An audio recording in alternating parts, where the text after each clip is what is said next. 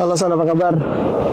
Thank you waktu lu udah mau menyempatkan untuk ngobrol-ngobrol di podcast ini. Jadi guys, ini adalah peserta WHV baru tahun 2022 ya Son ya? Iya, 2022. Jadi gue pengen ngobrol-ngobrol sama lu, kan lu baru tahun WHV kemarin. Jadi menurut gue tuh relevan buat kita sharing-sharing sama teman-teman WHV yang mau datang, karena kan lu baru tahun kemarin. Kalau gue sharing tentang diri gue WHV, gue udah WHV dari tahun 2017. Mungkin kalau gue sharing informasinya mungkin udah nggak terlalu relevan sekarang gitu. Oh, iya. Nah, Son, gimana cara dapetin lu awalnya gimana lu cara dapetin WHV? Mulai dari awal ya. Gue tahu WHV itu waktu zaman kuliah 2015-an kayaknya. 2015. Iya, gue tahu dari lu. Dari lu waktu itu masih semester 5-an kali ya. Semester 5 pas kuliah tuh. Iya, nggak tahu tahun berapa tuh. Nah, waktu itu belum tertarik karena kita lagi kuliah kan. Harus ada yang dikejar tuh, lulus kuliah dulu gitu. Fokus kuliah dulu ya. Terus waktu setelah lambat laun pas lulus kuliah baru ada ketertarikan. Baru ada ketertarikan lu Iya, WHV. akhirnya kan ngejar-ngejar tuh syarat-syaratnya. Yang kayaknya yang paling susah tuh Inggris ya. Bahasa Inggris. Iya, soalnya Inggris gue waktu itu pas-pasan, merasa Coba, pas-pasan banget. sorry gue potong, bisa di flashback nggak ke teman-teman WHV yang mau datang ke Australia? Syarat-syaratnya tuh apa aja sih? Syarat-syarat untuk iya. kerja datang ke Australia? Syarat yang pertama kan harus visa tuh. Visa Nah, udah untuk pasti. dapat visa itu kita syarat yang dibutuhkan dari Indonesia tuh kayak SKCK, SKCK, oke. bank statement, Hmm. IELTS, Hmm. apalagi ya, sertifikat lulusan, Sertifikat minimal lulusan, D3 kan, minimal D3. atau kuliah. Tapi kalau lu Minimal 2 tahun. pas mau daftar tuh posisinya udah lulus S1 kan nih? Iya, gue waktu udah lulus S1, gue baru nyiapin tuh syarat-syaratnya waktu itu. Nah, terus bahasa Inggris tadi lu bilang yang paling sulit bahasa Inggris. Terus gimana cara lu nanganin masalah lu di bahasa Inggris itu? Nah, waktu itu gue kan merasa nggak pede juga ya Inggris gue tuh. Jadi belajar sendiri, cuman dulu nggak selengkap sekarang. Kalau sekarang mungkin di internet udah banyak banget. Kalau dulu tuh kita harus lebih ngegali lagi tuh. Jadi gue kursus offline waktu itu di Jakarta kan, waktu itu di daerah Tebet tuh. Tapi kayaknya nggak improve, soalnya nggak maksimal kayaknya, cuma berapa kali pertemuan gitu-gitu. Akhirnya gue waktu itu ke Pare. Lu ke Pare tuh? Iya, ke Pare. Waktu ke Pare kalau nggak salah sekitar, Kampung Inggris itu ya? iya, Kampung Inggris Pare yang di Kediri. Kalau Boleh tahu tuh tahun berapa tuh lu ke Pare tuh? waktu 2018 kalau nggak salah, 2018 lu ke Pare. awal 2018 setelah lulus kuliah kan. Waktu itu kan gue posisi udah kerja tuh, cuman kerjanya bisa di IT kan, gue lulusan IT, jadi bisa remote gitu. Jadi gue kuliah, jadi kursus sambil kerja juga gitu. Oke, tahan dulu. Khusus sambil kerja di situ lu ya? Iya. Nah kan dulu posisi lu di Pare waktu itu. Lu gimana kerjanya tuh? Kerja apaan emang lu? Kan gue kerja waktu itu IT. Oh, IT. Iya. Karena kuliah lu IT kan? Sebelumnya kan gue di IT, yang nggak bisa kerja tuh harus offline kan, harus datang ke kantor. Tapi waktu itu gue pindah ke perusahaan lu kan. Iya, dia punya perusahaan. Nah, terus Iya, pas lu bisa offline tuh ya? Iya, pas lu ngajakin join ke startup punya lu, gue langsung join ke tempat lu kan. Iya, bisa dikerjain dari mana aja kan. Soalnya lu lebih Fleksibel lah. iya. Yang penting kerjaan beres ya. Nah, terus di Pare itu tahun 2018. Terus bulan apa kira-kira, lu ingat nggak lo? Bulan Mei apa ya? Awal-awal Mei ya. kayak. Awal Mei. Berapa lama di Pare lo? Yang 2018 itu sekitar 2 bulan. Kurang dari 2 bulan sih, 1,5 bulan. 1,5 bulan di sana. Iya. Lu udah spending berapa uang itu untuk kursus di Pare itu? Mungkin teman-teman WHV yang baru mau kursus bisa buat referensi untuk nabung, berapa ya yang lu habisin di sana? Kalau menurut gue waktu itu murah sih, sekitar 1 jutaan kayak. 1 juta per Iya, bulan? Per bulan udah termasuk. Oh, berarti lu nggak nyampe 2 juta dong? Tempat tinggal. Udah termasuk akomodasi tempat tinggal? Iya. Oh, guys, lu kalau pengen kursus bahasa Inggris dicoba ke Pare ya. Iya. Mungkin nanti kalau mau lebih lanjut nanya detailnya bisa hubungin lu ya. Iya. Atau cari aja di internet banyak sih. Oke. Googling aja Kampung Inggris tuh. Kampung Inggris murah ya, 1 juta ya. Iya, gua dulu Jadi juga 2 bulan tuh cuma 2 jutaan dong ya. 2 bulan Iya, sekitar 2 juta. Jadi sebulan tuh malah dulu tuh nggak nyampe 1 juta. Sekitar 700-800an something gitu. Udah termasuk ini rumah apa nih, kosan gitu. Kosan yang English area. Iya, waktu itu. Kalau nggak salah gitu ya. Terus udah tuh 1,5 bulan di sana Korea, bener-bener belajar bahasa Inggris. Karena kan emang lu tinggal di sana emang dedicated untuk benar-benar belajar bahasa Inggris. Iya, improve English gue. Improve English tuh, Yes. listening, writing, speaking, semua diajarin pastinya ya. Iya. Terus worth it tuh di situ. Worth it sih. Cuma waktu itu kayaknya gue nggak maksimal karena sambil kerja juga kan. Jadi setelah dari situ gue kan langsung buru-buru ambil tes. Hasilnya nggak lulus waktu itu. Nggak lulus. Iya, kacau. Itu apa tes apa yang nggak lulus? Langsung prediction apa yang apa langsung yang langsung internasional. Aja. Iya, langsung aja. Gue daftar dari Paris juga, langsung pas ke Jakarta langsung tes kan. Hasilnya sekitar 2-3 minggu kemudian pas buka, aduh nggak lolos. Gitu. Nggak lolos tuh. Iya. Soalnya waktu itu shock juga sih. Gue kan waktu itu belajarnya akademik. Nah pas tesnya ngambil general. Nah salahnya di situ, pas general kan kaget, nah kok soalnya beda itu kita jadi lu salah ya. Research lebih dalam soalnya. Guys, jadi lu mungkin nanti pas tes ambil yang akademik ya. Orang mungkin mikir akademik lebih susah ya. Iya. Karena bahasa-bahasa akademisi mungkin ya. Tergantung. Tapi ternyata menurut lu lebih mudah akademik. Sebenarnya tergantung ya, kalau orang yang orang awam nih yang ke IELTS lebih gampang yang general mungkin karena soalnya kan pendek-pendek tuh. Nah karena gue dulu waktu itu belajarnya yang langsung menjurus ke yang akademik, jadi yang panjang-panjang tuh walaupun soalnya panjang, iya. Tapi itu lebih bisa. Lebih bisa, soalnya udah ngerti kan teknik-tekniknya. Dan akademik. Ya ada screening dan lain sebagainya tuh. Untuk menjawab soalnya lebih bisa. Terus gimana setelah itu gimana dong? Lu kan udah lulus nih, IELTS tuh belum dapet nih. Iya. Terus gimana, lu kursus lagi apa gimana? Iya, langsung galau tuh. Aduh, nggak lulus nih. Nggak lulus. Ada satu ini sih, apa namanya, kurang 0,25 lagi tuh. Buat ke 4,5 kan. Soalnya sebenarnya gampang banget 4,5 sebenarnya. Iya ya. Kalau pinter ya. Iya. Jadi waktu itu gue langsung langsung lanjutin kerja aja dulu. Padahal waktu itu 2018 kayaknya kuotanya terbuka banget tuh. Kan waktu itu masih sisa kuota tuh. Masih banyak kuotanya. Englishnya nggak ini, ya udahlah. Nanti aja next year lah gitu. Next year. Akhirnya next year lu coba lagi. Iya, waktu itu lah 2019 2018 kan gue kerja. Terus waktu itu kalau nggak salah startup lu kan tutup tuh.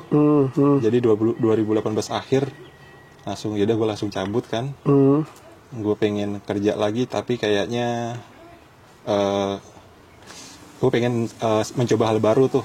Jadi pengen antara apply kerja atau lanjutin usaha. Waktu itu soalnya gue ini ada online shop gitu kan. Shop. Jadi gue lanjutin, waktu itu gue ada kesempatan buat online shop, jadi gue lanjutin untuk usaha aja deh. Untuk usaha. Iya. Di 2019. Iya. Habis itu kapan lu ngambil tes IELTS lagi tuh? Gue ambil tes tahun berikutnya. 2019. Iya, waktu itu 2019 tuh di internet tuh udah lumayan banyak tuh referensi-referensinya, jadi nggak perlu kursus offline, tinggal searching aja di internet. Ya, yang penting kita udah tahu tekniknya kan. Iya. Terus yang kedua ini gimana? Yang kedua, akhirnya lu ambil akademik nih ya kan? Iya, akhirnya gue ngambil akademik karena gue udah tahu kan bentuk soalnya kayak gimana. Dan alhamdulillahnya akhirnya lulus akademik. Ya. Oke, akhirnya. Terus gue karena waktu itu gue usaha kan, jadi gue untuk belajar tuh lebih fokus tuh, makanya mungkin lebih banyak waktu di rumah ya. Oke. Udah dapat nih sertifikat IELTS. Selanjutnya di tahun yang sama lu apply WHV atau Iya, gimana? di tahun yang sama 2019 gue apply WHV dan akhirnya ini kuotanya penuh. Kuotanya penuh. Iya, pas udah lulus kuotanya penuh ya? Iya, anjas. Jadi terus gimana? Galau lagi. Sebenarnya nggak galau-galau amat itu ya. Bukan nggak lulus karena nggak dapat kuota aja. Iya, nggak dapat kuota aja. Jadi gue mikirnya, bisa tahun depan nih gitu. Akhirnya lu pending lagi tahun depan. 2020 berarti. 2020 mikirnya gitu kan. Sebelum ada COVID datang. Ya, border semua negara ditutup. Wah, jadi nggak bisa WHV. Oh, nggak ada kota ditutup tuh pada saat itu kan WHV. Negara ditutup. Akhirnya 2021 lanjut nih. Terus gimana tuh? Apply. 2021 enggak, kan belum dibuka. Belum dibuka. Belum dibuka. Pas 2022 berarti ya. Iya, waktu 2022 pertengahan kalau nggak salah tuh. Kuota dibuka tuh. Awal ke pertengahan kan ada info-info border mau dibuka.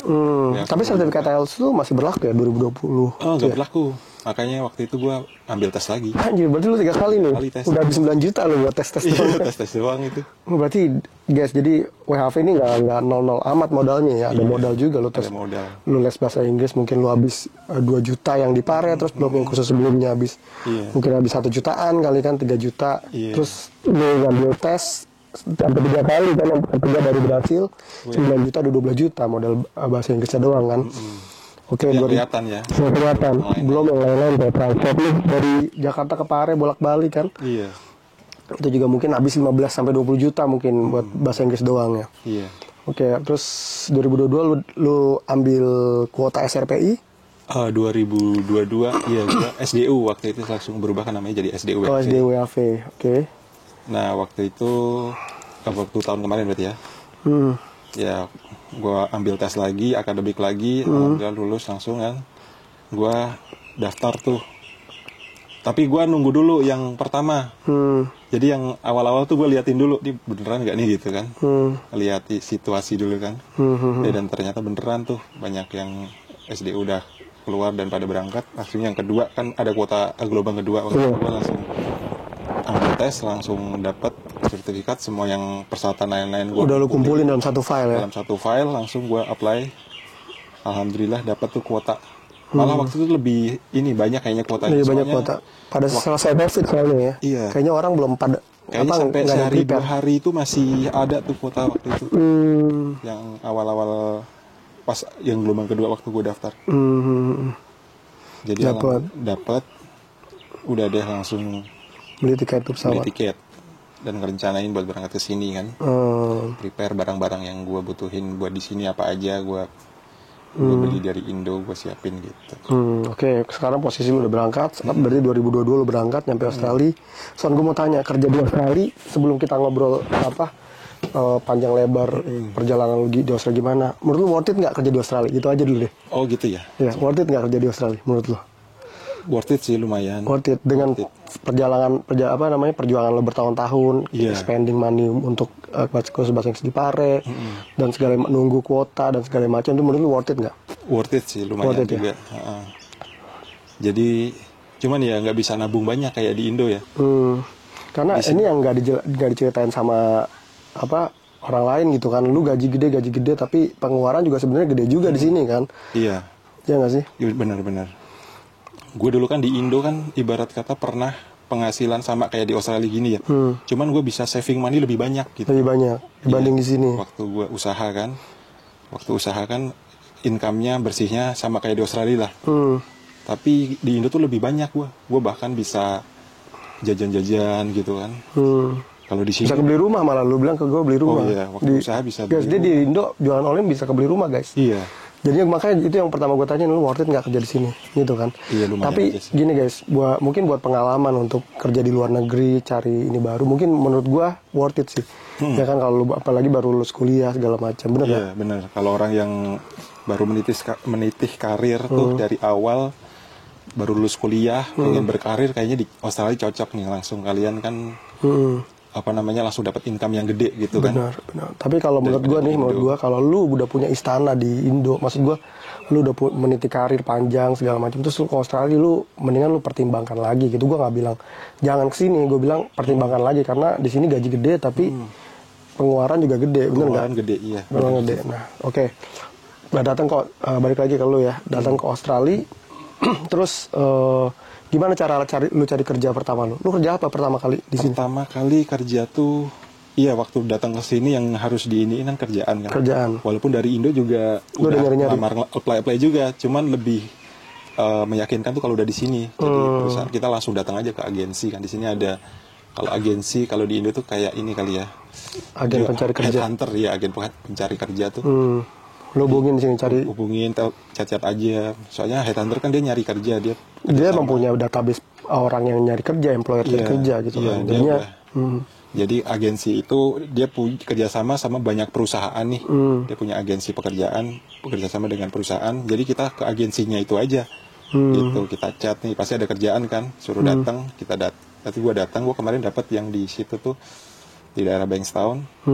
gue datengin langsung interview, jadi langsung dia apa namanya, dicariin nih yang sesuai kita tempat tinggalnya di sini, dicariin yang dekat-dekat sini gitu. Oke, gue tanya sebelum ke situ lagi, gue tanya ketika lu mau berangkat ke Australia, kota mana yang lu pikirin dan kenapa? Pertama Sydney sih kayaknya. Sydney. Iya. Kan banyak tuh kota, Melbourne, Adelaide, ada Perth, Darwin segala macam, Queensland, Brisbane gitu. Tapi Sydney, kenapa? Alasannya Sydney kenapa? Karena Sydney itu kan yang ibaratnya kayak city-nya Australia gitu ya. Metropolitan lah. Iya, Ya. metropolitannya. Terus gue searching itu nyari kerja gampang tuh di Sydney. So, yang gue utamakan kan mandi dulu ya kan. Mandi dulu benar-benar. Settle dulu. Jadi gue nyari yang tempat yang gampang untuk nyari kerja. Dan gue lihat itu Sydney waktu itu kan. Mungkin kalau teman-teman yang lain mungkin beda city, ya tergantung koneksi juga ya. Soalnya di sini kan gue banyak ada teman, ada lu kan. Jadi gue mikirnya di sini dulu ada teman yang bisa ngasih tahu info-info kerjaan kan. Benar. Kayak gitu. Ya jadi lu juga harus bangun koneksi guys ya. Jadi jangan nol banget gitu ya. Nah, terus kerja apa lu waktu itu di sini? Apa role kerja lu apa di sini? Gue di sini tuh ini di kayak warehouse tapi kitchen. Warehouse kitchen. Iya, kitchen, dia kayak bikin apa namanya tuh? Kayak meal gitu, kotak. Yang dijual ini frozen food gitu. Tapi ini yang ready to eat. Jadi yang kayak menu-menu buat makan orang-orang diet gitu-gitu. Gym diet kayak gitu-gitu. Makanan sehat lah. Boleh tau nggak gaji lu berapa tuh waktu itu? Per jamnya? Per jamnya $34. $34. Soalnya gue shift malam waktu itu. Oh, shift malam $34. Dan 8 jam kerja. Berarti sehari berapa tuh? Sehari berarti 8 jam. 8 kali 34 aja. Tapi ada break sih 30 menit. Jadi dan itu nggak dibayar. Jadi gue cuma 7,5 jam. 7,5 jam. Ya, 300-an lah ya. 300 something. Terus seminggu dapat berapa tuh? Seminggu berapa hari kerja? 5 hari? Seminggu 5 hari. Berarti 1.500-an loh kira-kira ya? Iya, sekitar segitu kayaknya. Tuh guys, jadi baru datang ke Australia gaji 1.500 ya. Nah, biar balance nih kita ngobrolnya. Oke, lu gaji lu 1.500, berapa pengeluaran lu dalam 1 minggu? Oh iya. Waktu jadi 1.500. Gue iniin dulu ya. Gue listin dulu yang gue keluarin. Kayak buat rent. Buat rent lu berapa nih? Sekitar 150-an ya. 150, rent 150. Buat makan. Makan sekitar 100 sampai 150 juga kayaknya ya. 300 tuh 300 udah. Iya. Terus jajan-jajan? Jajan-jajan karena di sini jajan mahal, gue jajan jarang-jarang ya. Jarang-jarang ya. Iya, katakanlah $50 lah seminggu. Iya, ya. $50 paling lah. Ini udah 350 tuh ya. 350. Oh iya, mahal juga tuh. Terus apa lagi ya? Ya internet, transport. 50, transport, habis 150 lah itu semua ya. Iya, transport 100 lah. Transport 100. Belum termasuk bensin ya, gasolin, petrol. Ya kayak petrol mungkin 20-30-an lah ya kalau buat kerja ya. Oke, katakanlah kasarnya 500 lah lu habis seminggu ya. 5 juta seminggu guys. Jadi pengeluaran dia seminggu 5 juta. Berarti kalau sebulan tuh 20 juta ya kan? Juta, iya. Tapi balik lagi ke cover dengan pemasukan lu yang 15 juta seminggu. Jadi lu nabung-nabung bersih mungkin bisa sampai 10 juta seminggu kan. Sebulan bisa saving bener-bener bersih itu 40 juta mungkin kan. Iya. Bener nggak bisa nggak lu nabung 40 juta seminggu? Kayaknya. Nah, sebulan maksud gua. Enggak sih dulu kayaknya. Soalnya ini apa namanya, kita itu kan casual ya, jadi kayak nggak ada apa, nggak digaransi waktu harus masuk tiap hari, nggak digaransi kita bisa masuk gitu. Kadang kita cuma dapat 4 hari seminggu, kadang 3 hari seminggu gitu. Karena casual kan mungkin ya. Tapi kalau lagi high season nih, kita bisa tuh tiap hari, bahkan Sabtu Minggu masuk. Nah itu lebih gede lagi. Gitu. Jadi sebulan bisa saving berapa kira-kira lo? Sebulan kayaknya 20 juta. Apa namanya, realitinya tuh kayak bisa sampai 20-an kali ya. 20 bersih ya tapi ya. Bersih ya. Oke. Jadi bisa nabung 20 juta sebulan. Ya lu sekarang lu hitung sendiri aja worth it apa enggak. Kalau menurut gue sih worth it kalau bisa konsisten 20 juta sebulan gitu. Iya, worth it sih lumayan per bulannya. Terus habis itu lu kerja di mana setelah itu? Oh iya. Habis itu kan lu di situ berapa lama sempat? Sebulanan doang ya. Sebulan ya. Sebulan. Sebulan. Terus akhirnya dapat opportunity lain kan. Ada yang lebih bagus tuh di mana? Australia Post. Australia Post. Katanya Lo kerja lagi di Australia hiring. Post. Iya. Akhirnya gue langsung dia butuh banyak orang, gue apply dan akhirnya dapat tuh slotnya, kuotanya. Bisa masuk, akhirnya langsung pindah aja di situ gitu. Jadi di situ tinggalin. Lebih oke. Iya, lebih oke sih di Australian Post. Apalagi waktu itu kan waktu menjelang Christmas ya ramai banget tuh. Peak season ya. Iya, peak season ya.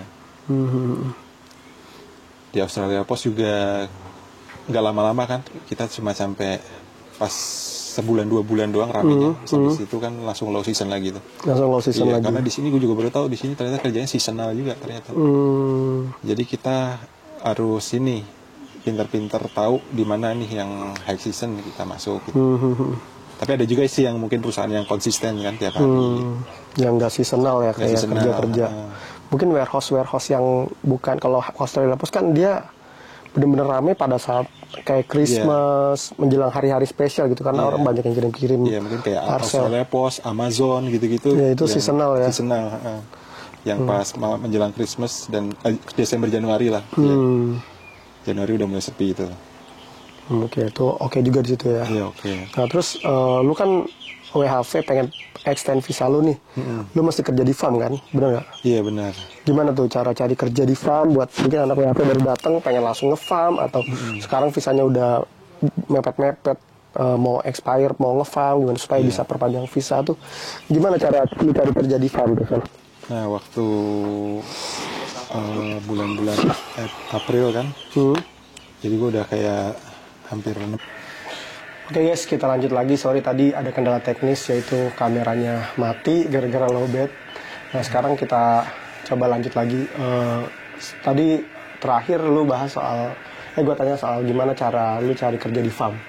Itu gimana Son? Karena teman-teman WHV kan pasti mau extend visanya dan mesti kerja di farm atau di hospitality di regional area gitu supaya visanya bisa diperpanjang. Itu gimana cara lu cari kerja di farm? Jadi waktu itu gue kerja di farm, posisi lagi di Sydney di sini kan.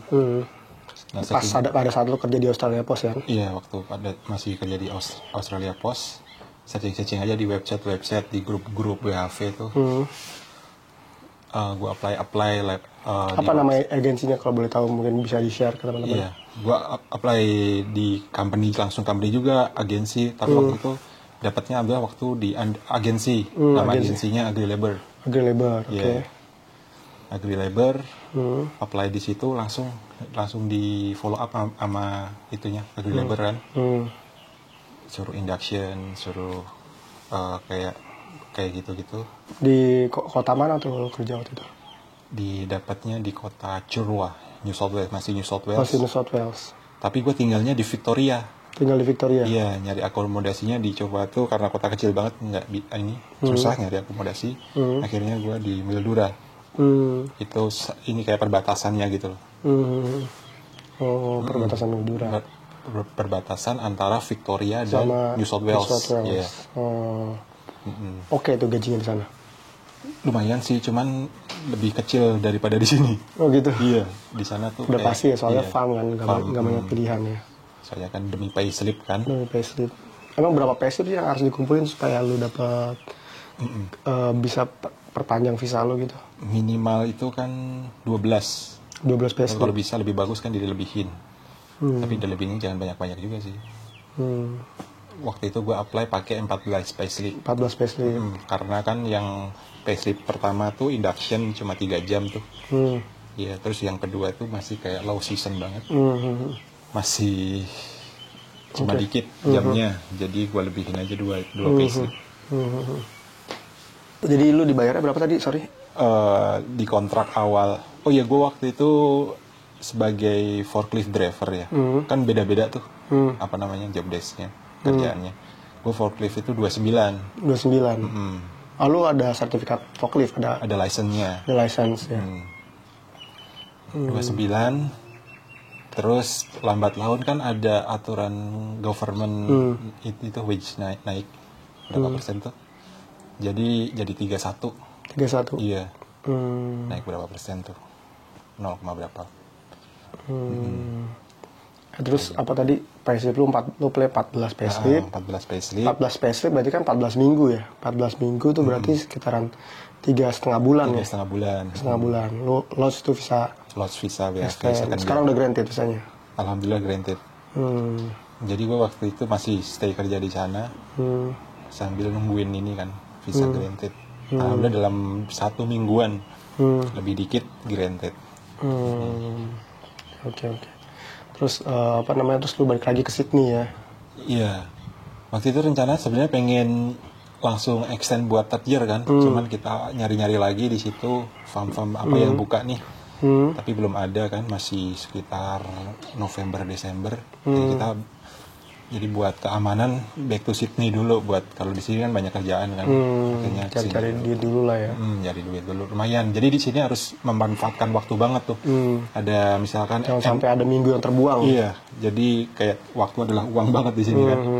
Jadi kalau kita nggak kerja itu ini kita kan pengeluaran pasti selalu tuh kan, akomodasi, rent, dan transport segala macam kan, makan dan lain-lain. Jadi kalau teman-teman pengen ini harus kerja terus atau enggak balik Indo. Kalau balik Indo kan sama aja kayaknya ya. Iya. Jadi kalau misalkan sambil nungguin kerjaan baru bisa juga balik Indo gitu. Daripada lu di sini nggak kerja tapi lu akan spending 5 juta seminggu misalnya kan sama aja lu makan. Di sini sama, bayaran sama, segala macam sama gitu. Mendingan lu balik Indo beli tiket sekali pulang pergi lah istilahnya, nanti buat pulang pergi habis 10 juta tapi lu nggak spending makan yang mahal banget di sini ya. Iya, lebih irit pulang Indo sih kan, tiket mungkin 10 jutaan kan. 10 juta pulang di pergi. Sini kalau misalkan nganggur aja sebulan aja udah lebih dari segitu. 20 juta yang tadi kita bahas kan terakhir. Iya. Kan? Ya, jadi bijaksana aja lu kalau kira-kira mau kecuali ya lu emang sini orang cuma pengen liburan doang, itu beda lagi cerita kalau kan. pengen liburan mah. Kecuali kalau lu pengen kerja, benar-benar cari duit, ya lu harus benar-benar bisa manfaatin waktu lu di sini. Bener Iya, kan? benar-benar. Terus rencana lu gimana? Sekarang kan lu mau extend lagi nih third kan, visa tahun ketiga, gimana rencana lu? Gue pengen tahu. Rencana, gue kan udah apply juga dari sana waktu di kerjaan farm itu kan. Nah, tapi ada kerjaan nanti awal November bulan depan tuh. Jadi nanti mungkin kalau udah mulai nanti gue langsung berangkat ke sana tuh. Di mana lu dapat kerja? Di dekat VIC lagi. Dekat kemarin kan di Curwan, New South Wales kan. Nah, sekarang di VIC, dekat situ sih kayaknya. Perusahaan apa tuh? Green Corp. Ya, Green Corp. Perusahaannya namanya Green Corp. Nah, itu kan gajinya oke tuh di situ kan? Nggak tahu. Belum tahu. Belum masih proses pendaftaran. Iya, masih. Tapi udah seleksinya udah panjang kan? Udah hampir diterima. Udah sampai step keempat. Tinggal nunggu telepon dari si Green Corp-nya nanti buat penempatan. Saya Green Corp-nya juga ini nyuruh stay dulu aja di tempat kerjaan sekarang. Nanti kalau udah dapat kontrak baru jalan. Biar aman. Jadi teman-teman kalau mau jalan tuh setelah dapetin kontrak. Soalnya kan banyak kasus yang di prank gitu istilahnya. Iya. Jadi belum ada kontrak nih jalan, ternyata sampai sana kerjaan belum mulai terus. Jangan kan udah ada kontrak. Jangan kan belum ada kontrak. Iya. Orang yang udah ada kontrak aja kadang pas sampai sana masih kena prank gitu. Bener. Artinya kayak kalau farm gitu kan seasonal. Iya, kejadian. Misalnya masih lagi musim hujan nggak bisa kerja, jadi lu harus nunggu lagi gitu.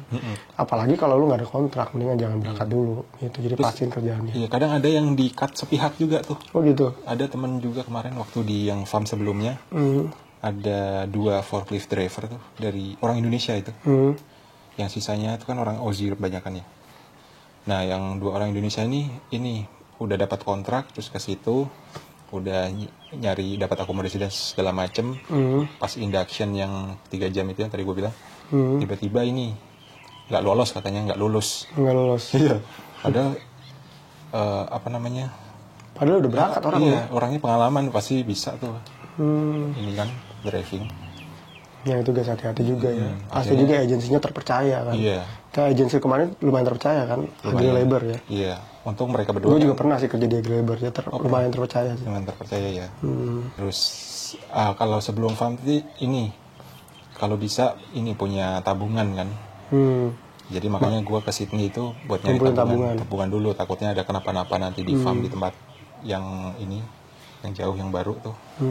Jadi udah ada ini kita pengaman kan. Benar. Jadi lu berarti tinggal nunggu aja nih gimana ke depannya ya. Oke deh, thank you. Soalnya ada teman juga di farm tuh, orang Indonesia. Dia sampai bilang orang WAV, first year juga. Dia nyesel katanya WAV. Kenapa? Karena di Indo kan dia ini kerjaannya lumayan. Gajinya sekitar 20-30-an. Nah pas di farm itu dia mungkin nyari payslip atau gimana, ini duitnya nggak bagus, kerjaannya nggak stabil katanya. Kadang nyari 1 juta 2 juta seminggu aja susah gitu. Oh gitu. Iya. Ya jadi kejadian-kejadian untuk meminimalisir kejadian kayak gitu teman-teman harus ini siap-siap dulu gitu. Persiapan duit yang banyak. Iya, persiapan duit. Ya kayak Afrisan gini, kalau lu mau nge-farm ya siap-siap aja kena scam-scam gitu kan. Siapin kalau kan, jadi kalau duit tabungan banyak kan, kalau kena scam atau kena prank atau suruh nunggu lama, itu ada persiapan lo, entah mau pindah, entah mau stay di situ, tetap di situ terus. Gitu. Iya. Apalagi kalau mau pindah ke tempat baru tuh kita kan ini beda sama yang kita udah tinggal di sini nih. Pengeluaran paling 2.000 sebulan ya. Nah kalau kita baru kan banyak tuh pengeluaran kayak ada bond money. Terus apa lagi tuh? Belum gitu kita harus nunggu gajian digaji. Mungkin lebih dari 2.000 malah kalau kita awal-awal baru masuk nih. Kalau misalkan kalau kita udah jalan nih 2.000 per week gitu kan. Per week, per bulan. Nah kalau kita baru masuk tuh bisa sampai 3.000. Iya lebih gede lagi sebulan spendingnya tuh. Jadi siapin duit paling nggak 3.000 lah ya. Awal-awal nge-farm gitu. Saya teman ada juga nganggur di situ bisa habis 3.000 katanya. 3.000 anjir. Iya, kasihan. 30 juta sebulan tuh ya. Sebulan. Dan gak menghasilkan uang lagi. Nungguin dia. Wah, tapi untungnya udah ini kan ada kontrak tuh. Tapi walaupun agak pending kayak gitu tuh. Jadi guys worth it atau nggak kerja di Australia sekarang lo pertimbangkan aja. Lo pikir-pikir aja dulu gitu. Jadi jangan asal banyak yang bilang oh ke Australia gaji gede, bener gaji gede. Tapi pengeluarannya harus lo pertimbangkan juga gitu. Ya kan. Oke deh, Son, thank you banget ya udah atas waktu lo udah ngobrol-ngobrol. Mungkin nanti pengalaman lo berikutnya bisa kita sharing-sharing lagi, ngobrol-ngobrol. Oh boleh. Oke, thank you guys. Sampai jumpa di video selanjutnya. Bye. Bye.